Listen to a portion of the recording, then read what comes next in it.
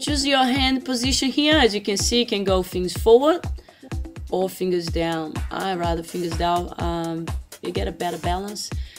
Keeping the elbow soft, staying right on top of the ball as much as you can, sending the weight through the heels, scooping the tummy in, and breathing in, breathing out. In and out. And we can look up doing up to 10 to 15 reps or even more if you want. And once you finish, just stretching back, reaching up with the tailbone towards the ceiling as you press it down with the heels. Now we're going to go into a plank position. As you can see, my shoulder stays right in line with my elbow, staying right on top of the ball, resting the chest down without putting all the weight, and scooping the tummy in. And we're going to do another tricep works here, which is a great one, this one. Tap the chest without putting all the weight, and then back up again, tap and back up again. And you do 10 to 15 there, give you a good effort. And you can hold the static plank after that for 10 seconds or more. Stretching forward. And then from here we're going to move into more of a lats exercise. So now again, finding the balance here. As you can see, my pelvis is off the edge of the ball, so I'm still working through the core by scooping the tummy in to keep myself there. Chin in, breathing out, reaching right above the head, drawing the elbows down and in, squeezing, really reaching down here, and reaching up, trying to keep the hands to reach right above the head, which is pretty hard. Straight line, you can see my chin is in a good position. And once you finish, between 10 to 15, again stretching forward.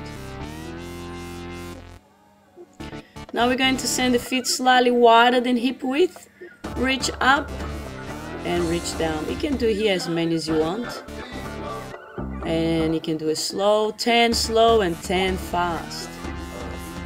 It's a really good exercise, keeping the shoulders of course down and in, away from the ears as you reach up. Scooping the tummy in as you tap the ball down. Now from here we're going to do what I call this rocking the world. Okay, we're going to stay in a position here. You can see the belly buttons are off the edge of the ball, and you're gonna rock to the side, balancing one leg for 5 seconds. Really squeezing nice and tight through the glutes here and scooping the tummy in. This exercise is a great one, and it's very hard. If you can't do it this way, all you can do exactly the same actually with the knees down.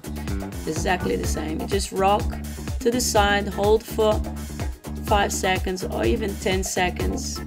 Good effort. And then we move straight to ab work. So here just showing the way you don't want to be doing. Right? We want to keep that chin exactly the same as it is from the start, and coming up, breathing in, breathing out. You can see it's all ribs to hip connection here, taking me up. It's not arm work, which a lot of people do. We're gonna place the tongue in the rest position, which is lightly pressing against the top of the roof of the mouth to stabilize the neck flexors. Here I'm going into more of oblique work now. Breathing in, breathing out. Breathing in, breathing out. If you feel dizzy, going too far back, stay more parallel to the floor. Don't go so far back.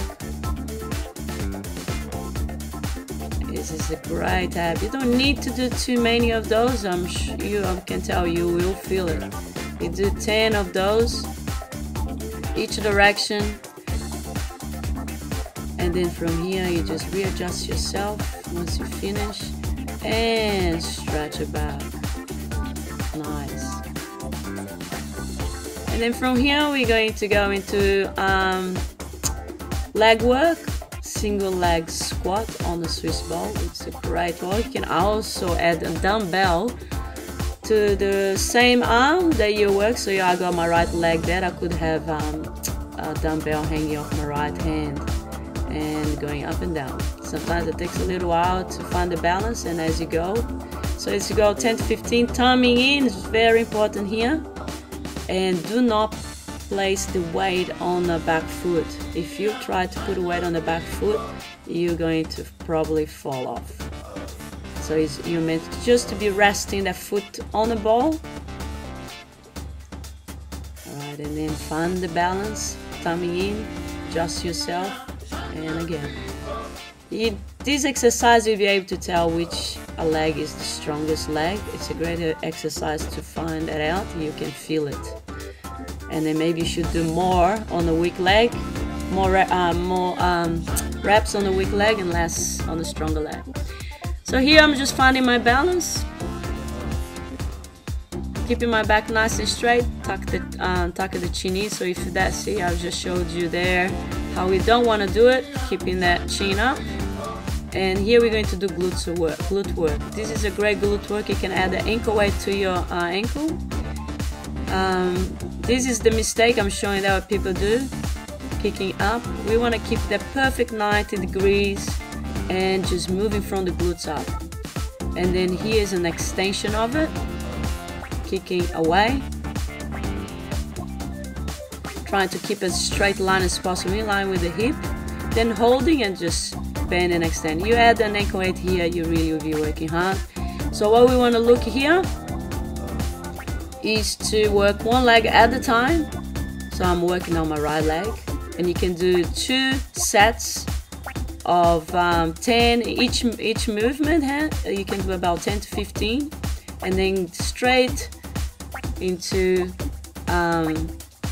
stepping back, lunge backs here, sort of a lunge.